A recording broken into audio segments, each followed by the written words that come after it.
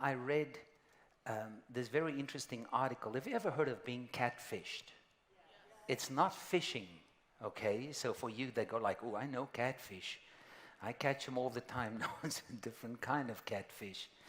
And simply, the story that I read, let's just I change her name all the time. Call her Monica just for now. Monica was just a young adult. Like all young adults in this time and age, find themselves often very alone. Because what the world is saying to you, the way that you find the right person is you've got to find a compatible person. By compatibility means somebody that likes what I like, enjoy what I eat, somebody that's going to make my dreams come true, somebody that's not going to change me. I'm not going to change them. It would help if they were Christian too. Just so you know, that person doesn't exist on the planet. If you say, I want to marry somebody that's not going to be hard work, good stinking luck. Because the person you marry is going to change, and so are you. So I was sharing with them about this young lady that found herself often alone, and then she goes online, and it's just normal to go into chat rooms and know the danger of creepers out there, you know. So she ran across this guy whose name is Chad. And Chad is a name I just made up. But there was this person, and they began to just loosely chat in this chat room. And she discovered that Chad loves poetry, just like her. Chad loves to go to museums, art museums, just like her. The talk was loose in the beginning, and the next night she would pick it up again, and she and Chad was talking more, and she felt a connection with Chad because Chad was asking her questions about her life, empathy, compassion. He's wise, and she began to form this bond with Chad, and it went from the chat room at night to WhatsApp during the day. And Chad early in the morning would say, I just came off my sunrise surfing, because he lives in Huntington Beach. And I'm so jealous, Chad. Now, what do you think she thinks what a Chad looks like in Huntington Beach, that knows poetry, loves art, and goes out for a sunrise surf? Come on. Who doesn't want Chad? I want Chad. You know what I mean? It's like, it's the life you always want to live. And she didn't want to ask for a picture because she knows then it just gets weird. And then she, after a long period of time, she began to say, she made this up. She says, I've got family in California. I'm going to fly over. And she was waiting for Chad to go like, oh, you're coming to California. I want to meet you. But Chad didn't. But what she didn't realize, that Chad was not Chad in Huntington Beach. Chad was a guy called Bubba in Kalamazoo, living in his mother's basement at age 37, who dropped out of school. He loves Doritos and Mountain Dew. Now, you're forming a picture of Bubba right now. Bubba had a knack to make emotional connections with women. There were 92 women that had an emotional connection with Bubba. Now, when Bubba was exposed for what he is, and I'm just going to say this, a creeper, extorting emotions. The interesting part of the article is that most women, even though it was exposed, didn't want to believe it, because what they wanted was so important to them that they chose to deny the facts. And the reason why I shared that story, as I said to the youth, and I want to say to you, not youth, young adults, don't let your faith be catfished. Don't let the world promise you something that your heart wants so much, but they're catfishing your faith. They're telling you certain things that you want to hear, but Scripture exposes those things, but you still want to believe what they believe because you want something that you may think God cannot give. So today we're going to open with a scripture together in the second book of Timothy. And by the way, there is a scripture here that is in Matthew, and I think I say it's in Timothy, but it's in the Bible, so find it, okay? It goes like this. Come on, let's read. Do your best to present yourself to God as a tried and true worker who isn't ashamed to teach the word of truth correctly. In other words, the word and truth goes together. Then he says this: avoid the pointless discussion. People who pay attention to these pointless discussion will become ungodly. Then he says, and what they say will spread like cancer. They have abandoned the truth. They are destroying the faith of others. I'm here to tell you that, as we discussed last week, that I am very worried about two groups of people. Because deconstructing, it is a very healthy part as forming personal faith. But deconstructing is not the end goal. It's in the middle of the process, because reconstructing is the goal. And reconstructing is a worldview of mental maps based on deep conviction and biblical truth that has become an anchor of faith to live by. Now, I am worried that many people grew up in Christian homes and they've never asked the question, why? If you say to them, why did Jesus have to die? They go like, because he loves me. If that's all you know why Jesus had to die, I promise you, you are prey for people with cancerous theology. Because love is a small part of a much greater story. And I believe if there's ever a time where you cannot afford to believe things that you have not investigated, studied, and you have deep conviction on those things. But then there is a second group of people here that I believe stands the danger that you are deconstructing and deconstructing and deconstructing out of community, out of faith.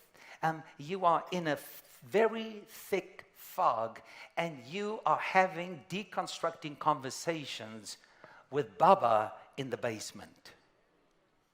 You don't know what Baba is believing. You don't know what Baba's life is going to turn out. But it just sounds emotionally correct. So today I want to talk to you about the convergence of three external things and three internal things that we need to pay attention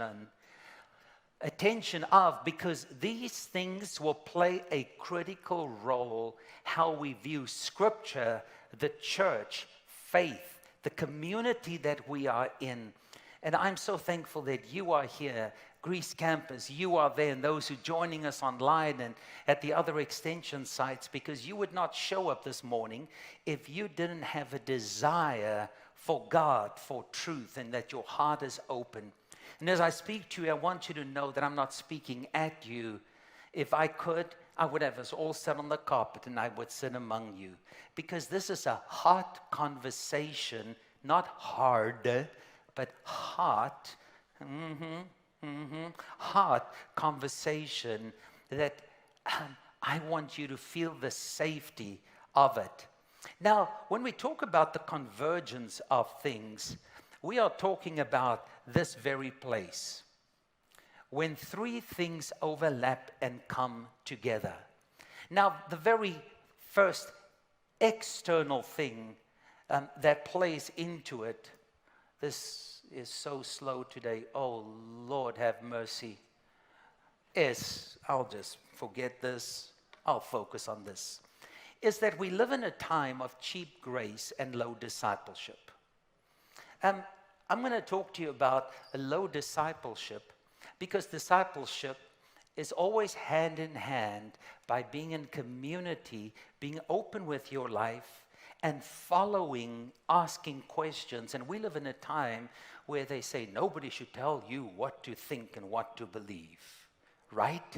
In other words, nobody's going to tell me what the truth is. I want you to know that there is no becoming like Jesus and following the ways of Jesus without being part of a community that you can imitate of those who have been holding the faith for a very long time and showing fruitfulness.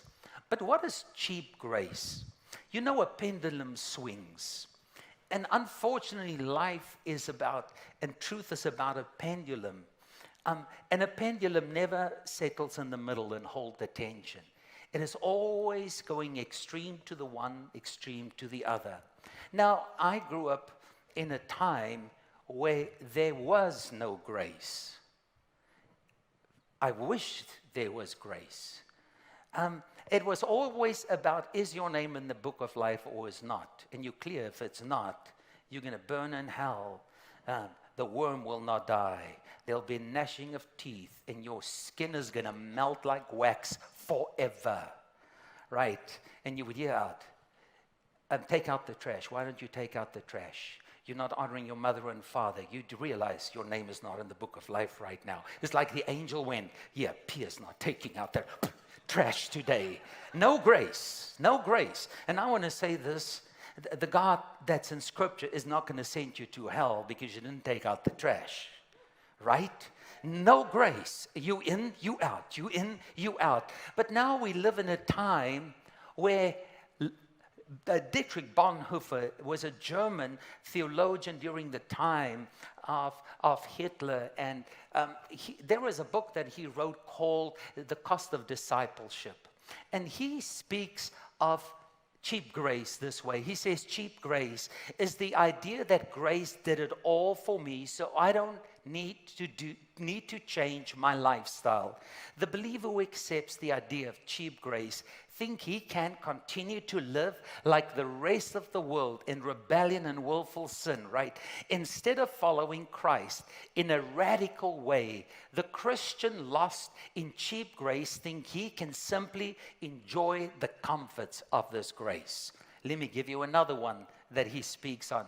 He says cheap grace is the grace we bestow on ourselves. Cheap grace is preaching forgiveness without requiring repentance. In other words, repentance say, it is wrong, I'm turning around, and I'm not going to do the things that God says breaks his heart. He says it is baptism without church discipline. Church discipline simply means when you are acting in rebellious, sinful ways, that the people who love you sit you down and say, what is going on? Right now, whenever that happens, people say it's church abuse. Nobody should tell me if I'm doing anything wrong. If your children, if you could never tell your children when they do anything wrong, you are creating a gigantic problem for someone else. Come on now. Can I get an amen? Communion without confession. Cheap grace is grace without discipleship, grace without the cross. Grace without Jesus Christ living and personified. When he says grace without the cross, Jesus is telling us the only way to be my disciple is to pick up your cross daily. That means you die to self in order to receive the life of Christ. Jesus didn't call us to follow him at no cost. He says the only way to receive life is to die to the old way of living. Right? That's how you receive life. So Bonhoeffer speaks of this church cheap grace. And then the second thing is an ascendant into secular ideologies. We live in a time right now where we are surrounded by it. We are surrounded with government policies. We are surrounded with ideologies of the woke culture and cancel culture. Ideologies that is forming on the outside that now they want to impose. I shared with the previous service. I was invited to a large pastors gathering at First Bible Baptist, and they had a file in front of us of the law that the previous governor wanted to pass without churches being aware of the time of the passing of the law. And it's got to do with your children. Some of those laws are so frightening. At age 7 and age 12, in that law, if they pass it, that you as a parent have no say over what your kids get in vaccinations.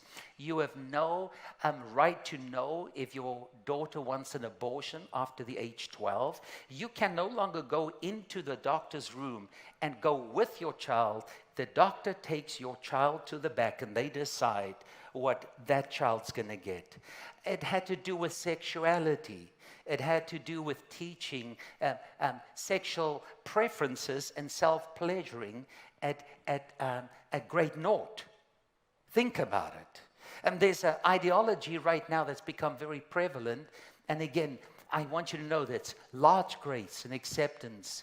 I'm not saying right or wrong. I'm just saying think about it, especially as a parent, that you've got to raise your child boom,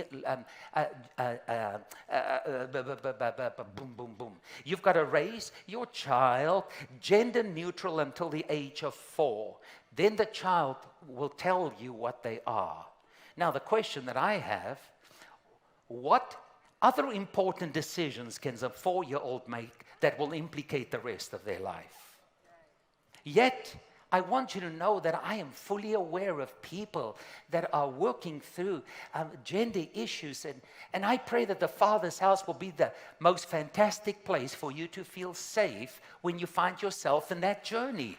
I have no judgment to where you are, but the ideology around making everything okay, and now everybody has to. Somebody just shared with me that right now they say on TikTok there is a whole ideology that if you're a young teen, age 13, that if your parent tells you something to do that you don't want to do, that it's emotional abuse and you can report them. Now think about it. What are we going to raise? We're going to raise monsters, right? But these ideologies are around us right now. And the ideologies are coming at us and come as everybody. And the moment you have an opinion about it, it's hate culture, hate speech. And Baba and Kalamazoo can cancel you out if you resist it. And in that moment, when we simply accept it because we're afraid to stand for something, you know, if we don't stand for something, we'll fall for everything, right? And then the next one, ascended secular ideologies are self-styled religions that attempt to replay the ways of Jesus. They just don't call themselves religion, but they want to make the ways of Jesus ancient, abstract, and non-abiding. And Scripture says, train your child up in the way they should go, so that when they are old, they will not depart the ways from God. When parents come and they bring their kids to be dedicated to God, their promise is, I will train my children in the way of God. And parents, I can tell you, there is nothing as painful than watching your kids drift from faith and you can do nothing about it. Because if you do not sow and invest when they're young, you will have a brutal harvest when they're old. That's why we are busy changing even our curriculum with kids. And we're going to ask parents to partner in a new way.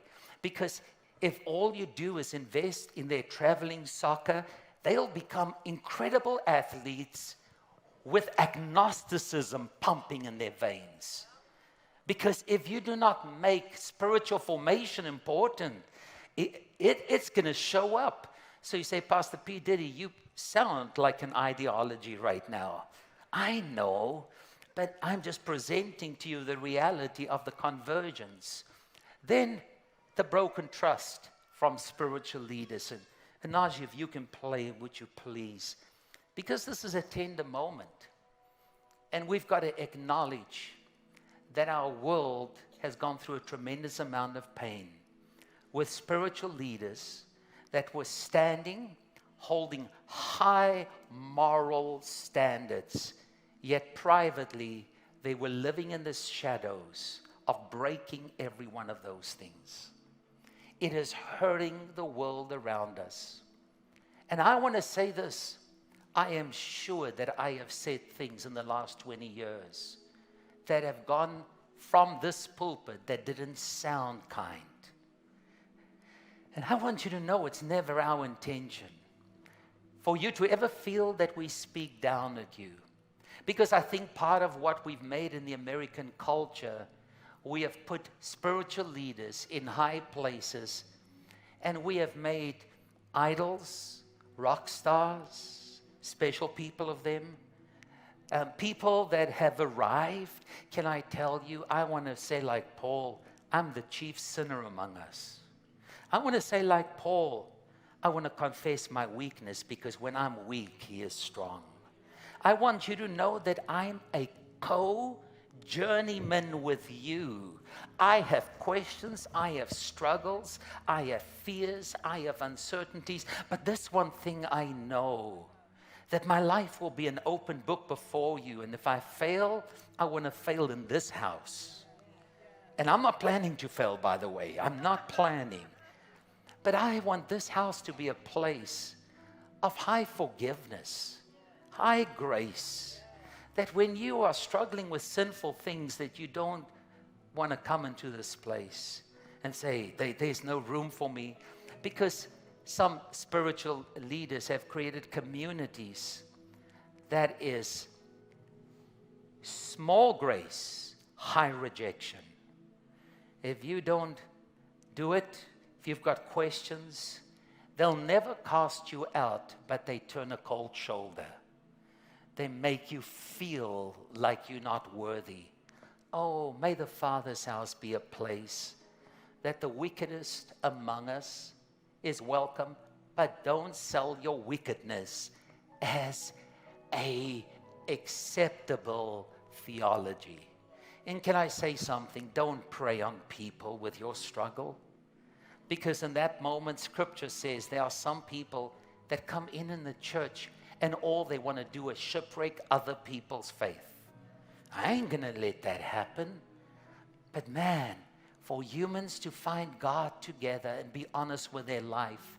Now, when these things happen and secular ideologies is creeping in, you can do anything and God is going to be okay with it. And you no longer trust spiritual leaders, trust the church, trust that this matter, it becomes a big problem. So let me move on, because this is how you feel. I cannot stand hypocrisy. Hypocrisy is when people pretend to have virtue and goodness, but they have shadow parts to their life. That's why God says, be careful to want to stand up here and teach, because those who teach will stand before God one day, because they speak on behalf of heaven. Therefore, I want to encourage you to pray for those who preach. Pray for them. Pray that they will not be held hostage, that their lives will not have shadow sides, that they live upright before God. But then there are three internal influences that converge. And I want to talk to you about the first thing. The lack of the fear of God. This is a big one. You know, my dad, I call him Papi, which means daddy. But when I mess up, he's called Pa, which means father. When he calls me by my second name, it's about to go down. When he's Pa, he still's got the heart of Papi. But sometimes Papi needs to be Pa. Because if he's not a father and only a daddy, then there is a problem with how you're going to understand being reprimanded in stupidity. You know, the world around us has formed for themselves a God in their own image. The amount of conversation that I have heard and you have heard where people say, God is love. God is love. Just think of him, love. Breathe deep and breathe out. God is love. God. Yeah, he is, but that's not all he is. Because you see, love is so powerful and jealous. It will push in even if you disappoint that love. But God is also just. And just is as a strong characteristic in God that love is. Do you know what just does? Just stands in the way and say, you cannot love them because sin cannot be reconciled with God. Sin separates us from God. And that's why justice says you can't get close to them if they are sinful. But when Jesus died on the cross, he satisfied justice. So that justice can now make room for love to come. But God says one day we all gonna stand before his throne and justice is gonna meet us. Listen what scripture says. And I'm not wanting to make you scared about anything, but I want to bring the perspective. It says this, so then who? We will give an account of ourselves before each of us. I've never been at a funeral where people go like, they're about to stand before God. I wonder how that's going to go down. To find comfort, apparently everybody's becoming an angel in a garden in heaven. They lived like scoundrels, hurt people, terrible human beings, despised God, willful sinners. But apparently God needed a flower and he plucked this one. That is not true. Because you see, the Bible says this, and I'm not a judge. Bible tells us in Scripture that God is going to ask an account of us how we spend our time on this earth. He's going to ask an account of us. This is in the Bible. I can give you scriptures. How we worked. Did we work to bait people out, to self-enrich, or did we understand that our work is to be part of the restorative work of God on the earth? Our work is service to others and worship to the Father. He's going to talk about our money and possessions. Because Scripture tells us, in the book of Malachi, God says, why do you keep robbing me? And he says, I'm not robbing you. God says, yeah, you do. You know that the first 10% of your income is mine. I provide for you, but that first 10% is for you to provide for the work of God on the earth. And if you hold on to that, God says, you're robbing me. You're robbing me. And the question is, God's going to ask, hey, Pierre, how did you give? How generous were you with what I provided? He's going to ask about the words we have spoken. Oh, my dad always, when he feels the conversation goes around gossip, he always stopped it and go like, I'm not going to tell you what to say, but the Holy Spirit is listening and you will give an account of what you are saying. It killed a good story every time. But my dad was very convinced you cannot say hurtful things and brush it off. You can't say, I don't know where that came from. Yeah, from your heart. That's where. Be careful what you say, because your words brings life or death. Your attitude towards others, Scripture gives that. Whether we have lived for God's glory or for ourselves. We're going to stand before a living God one day, and I'm not here to bring fear to your heart, but I'm here to tell you, there is the story in the Bible that I read in my time spent with God the other day. He was talking about people that did great things for God. But he says these people abused or misused people's emotions and pocketbooks. He says that in the Message. They manipulated emotions and finances. So it says this. So I can see it now at the final judgment. At the what? We're all going to be there. But can I tell you the beautiful thing? The final judgment is not all negative things. Because the Bible says, for those who are faithful lies a crown of life. For those who walk in the ways of Jesus, practice the ways of Jesus. It's not sinlessness. It's people that walk in an honest relationship with God. He says he is faithful to the very end. For him is laid up a crown of life as a reward. He says whatever you do for God, seen and unseen, he sees what you are doing. He says when you do good things, don't tell everybody about it, because your reward in heaven then is gone. Do you understand that one day when we stand before him, I'm expecting expecting to hear, well done, faithful servant. I'm expecting a crown of reward. I want you to expect that. But listen, he says to these people, he says at the final judgment, thousands strutting up to me and saying, Master, we preached the message. We bashed the demons. This is not NIV, clearly not NIV. Bash the demons. Our super spiritual projects had everybody talking. In other words, we did great things under the name of God to feed our own pride. And you know what I'm going to say? You missed the boat. All you did was use me to make yourself important. Then he says this, you don't impress me one bit. You out of here. That's kind. NIV says this. Depart from me, you evil one. Ugh. In that moment, you say, what are you trying to communicate? I'm trying to communicate to you that our Father is Daddy and His Father. And we've got to understand our choices will be before God. The second one is high digital input and low Scripture. I shared this with you last week. That one of the most embarrassing things you can do is go to your iPhone. I don't know if Android does it. Jitterbug will not do that. When you go on your iPhone and look at your screen time, they say that we spend about 3,000 hours a year allowing the ideologies of the world to flow through us. I believe that in our time, my time, your time, that they're still going to pass a law to prevent young kids from getting on these social platforms, because they say never have there been so many young kids that want to kill themselves because they're not living up to the expectation of what a successful life is. Many of you, and that includes me, cannot live in simplicity and gratitude because people that make less money than we are traveling the world. And we go like, if they can travel the world, what the heck? Why can't I travel the world? Meanwhile, they're in their backyards under a tree telling you it's the Bahamas. They are catfishing you.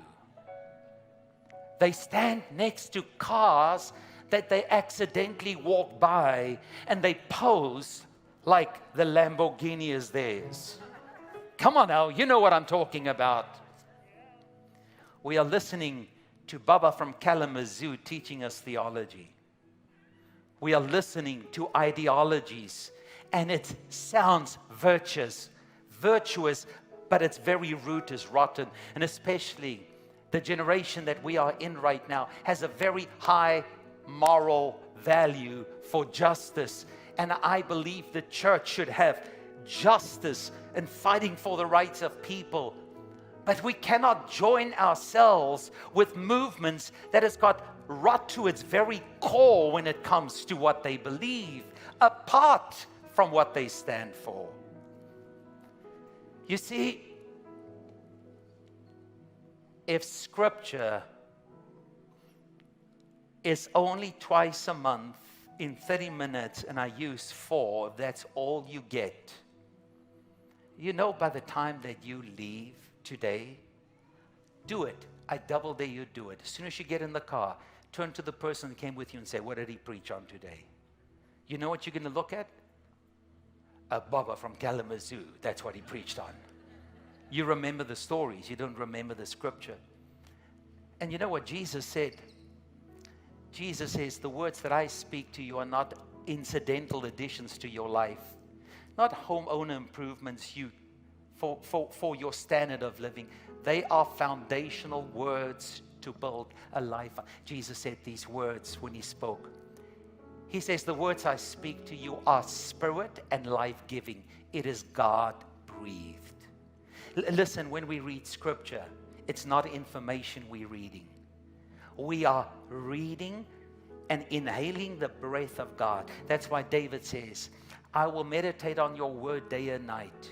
I will not sit in the seat of mockers or stand in the way of sinners. But my delight shall be in meditating on your law day and night. Then I'll be like a tree planted by the rivers of life, which yields fruit in and out of season. My leaf shall not wither, no matter what the temperature and climate is. And whatever I do, it shall prosper. David says this, I will hide your word in my heart so that sin cannot come in. You and I cannot with self-will keep sin on the outside. It is the raising up of Scripture that prevents sin from entering. That's why Jesus, when he was tempted in the desert, he didn't use anything but Scripture. And I can tell you, if the word is not in you, you have no resistance, no uprising of truth. Because I'm sure you, like me, I'm just honest, I struggle with anxiety often because my identity is too enmeshed with this church. Sometimes, especially during this COVID season at 3 o'clock in the night, I hear that voice. Come on, don't look at me this way. Everybody has a voice. Please say yes. Oh, thank God. I thought you were going to write me a letter and give me a referral to a psychologist. You know the voice that says, it's over. They're not coming back. Money is falling. You might as well go live in Kalamazoo with Baba. Oh, it's going to be so embarrassing. Your name's going to be in the paper. They're going to have a big auction, sell everything off. It's so shameful. You can't do this anymore. You can't pick this up. You have other things that the enemy is telling you. And in that moment, I can't go like, not true, not true, not true, not true, not true. Because honestly, if I listen for it too long, it logically is accurate. But you know what the Word of God says? God has not given me a spirit of fear, but of love and of power and the sound mind.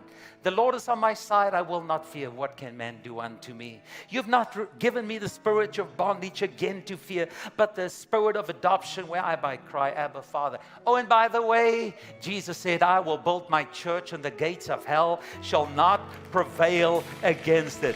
Hey, do you know what I believe? Miracles are not an anomaly. It's quite normal for the God of the heaven and the earth. And maybe I should become less before God becomes more. So you keep preaching, I'll keep believing. But I'm going to show up and prove you wrong. Because God is a truth maker. Listen, it shuts it up till tomorrow night.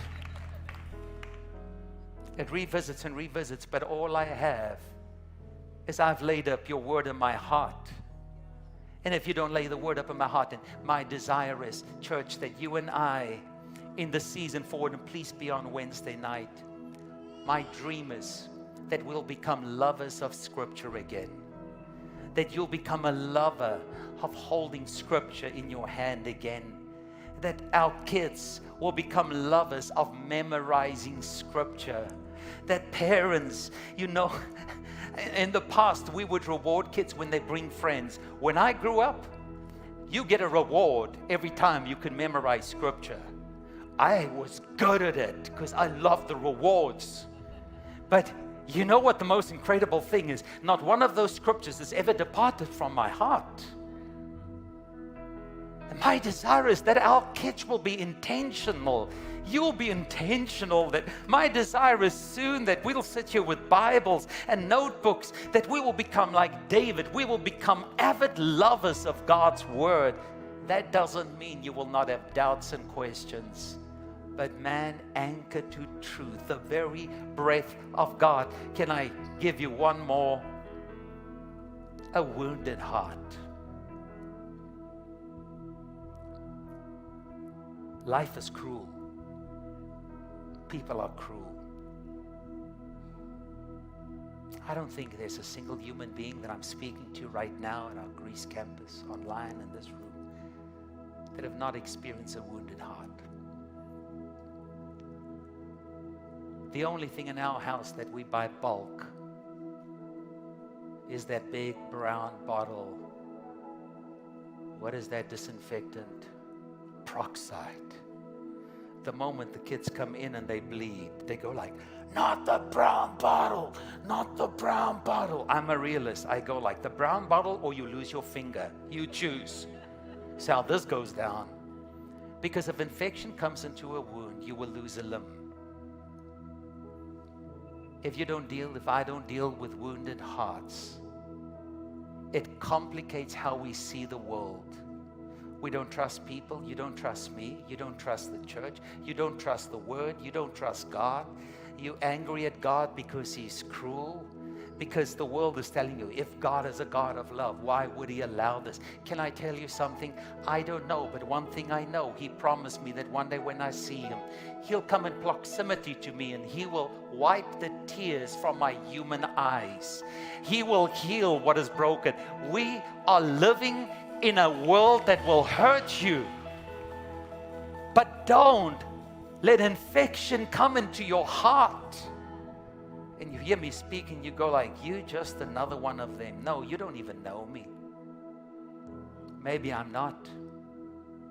Maybe this family is not.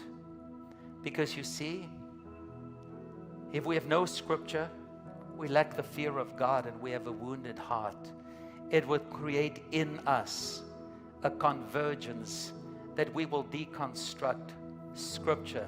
Here's my last two scriptures. He says, then with meekness, you'll be able to carefully enlighten those who argue with you so that they can see God's gracious gift. What is this word? The only way that people will hear the truth is when it comes from a meek spirit. When you're not preached at, when you're not commanded and demanded, when you're invited to truth. He says, because if you do that, watch, this is so important. This will cause them to rediscover themselves and escape from the snare of Satan who caught them.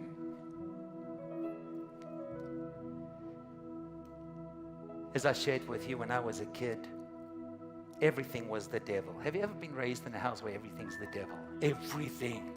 You cough, they go like, oh, bring the oil. Bring the oil. It's the devil. Like, ooh, I feel him. Bring the oil. Right? You're in church doing a sound check and there's feedback in the sound system and everybody goes like, oh, the devil is in the sound. Come, let's hold hands.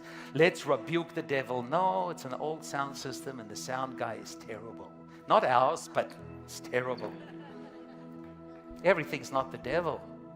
But you know, the world that we are living in, nothing is the devil. People who don't want to believe that there is an evil power at work. Scripture teaches us that evil is at work, and the more it can hide in the logic of people's ideologies, the more potent it can operate. Because this is what Paul says, and I love this. I'm done. I went so long last weekend. Evil preys on woundedness. So Paul calls out these ideas and convergences, ideologies that are often animated by demonic power. The devil loves for you to walk in doubt and in the fog of unbelief. He will willfully place people around you that will keep destroying the little you hold. C.S. Lewis said it so powerfully. He says, there's not an inch in this universe that has not been contended and reclaimed and claimed to be reclaimed. Everything we will fight for righteousness. So this is what Paul says in closing. The weapons of our warfare are not physical weapons of flesh and blood. Our weapons are divinely powerful for the destruction of fortresses. You go like, see, now you're doing Boy Scout stuff with us. What are the fortresses that he's talking about? Are you ready for it? He says, we are destroying sophisticated arguments and every exalted and proud thing set in itself against the knowledge of God, which is Scripture. And we are taking every thought and purpose captive to the obedience of Christ. Your identity is under siege. Your belief in your future is under siege. Do you understand? You are not your thoughts. You are not your thoughts. And God says, don't. Oh, can I say this? I'm going to say it's rhetorical. How this works, you should say, absolutely say it. So can I say that? Of course I'm going to, because you asked for it.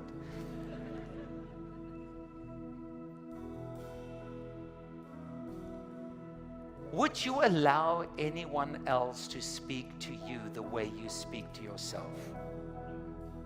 Come on.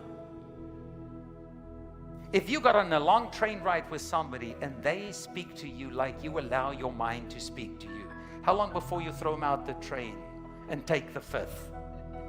Come on. Bible says that voice, take it captive. You're not a failure, because God says, I'm more than an overcomer. Your future is not failure, because God says, only goodness and mercy will follow you all the days of your life. You are not going to go under, for God says, my thoughts over you are good. But you know, whatever God says does not matter unless you follow in the footsteps of heaven. So, Pastor Pierre, what is the bottom line to all of this today? The bottom line to all of this, beautiful church family, is that questioning faith is important to understand deep convictions of faith. But having these things converge, bringing toxic air around you and people that are willful to destroy your faith, and you keep deconstructing, disconnecting yourself from a church family and people, is going to push you over the cliff.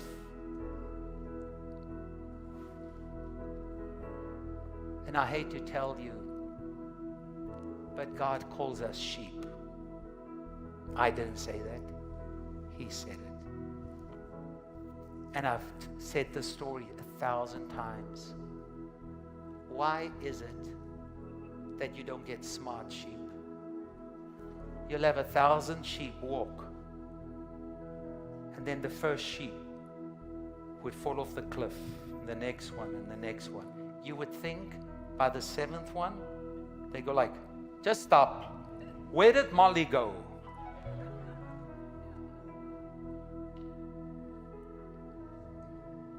Too many Mollys allowed the world to deconstruct and take away their faith. And I want to invite you, your questions are important. Your life is important. Your future is important. And God's invite is to be planted in His house, to grow in faith, to have a community where you can ask the hard things. And if they can't answer, doesn't mean that you should go somewhere else. I love honest people that says, I don't know. But one day we will. But for now, may God help us to grow in the things that matters most.